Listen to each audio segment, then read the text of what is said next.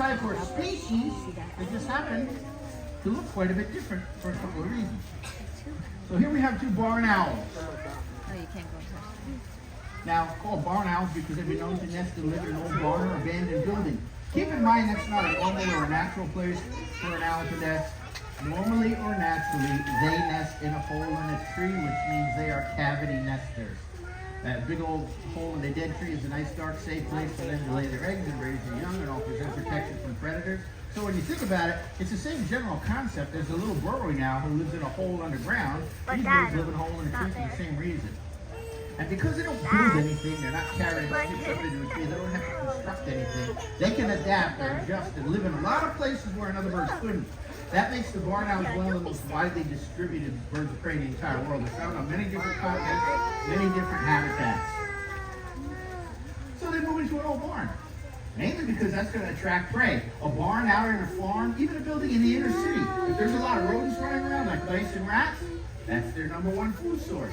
So all they're doing is following the food and doing their job as they would out in the wild. These two look quite a bit different. They're both barn owls, but this bird, the bird I have on my glove, is the European barn owl. So they tend to look a little bit different. They're a little bit smaller and a little bit lighter in color. The bird that Teddy has is a North American barn owl, so if you did see one in the wild, it's going to look more like that bird than this bird. Also, the size is different. Mainly because in the world of birds of prey, females are always larger and more powerful by about 1/3 than the males are. So that's for a couple of reasons. Number one, when they have babies, they need to catch a lot of prey, a lot of different types of food. So a smaller bird can catch a lot of smaller prey, and she can catch some larger prey. It gives them more food to choose from when they're raising babies. And also, if she's a defender of the nest, she's going to be a little bit bigger, a little scarier, more intimidating to a predator that might be approaching the nest. So again, there's reasons for everything. She's getting a little snack right now. You're going to see us reward the birds. Positive reinforcement. It's a common training technique. Reward them with a piece of food. And we're using some little pieces of chicken.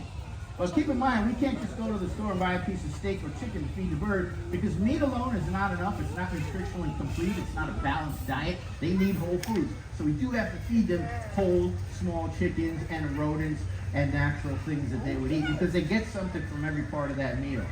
And one of these birds, either one of these two caught a mouse, they just swallow it whole.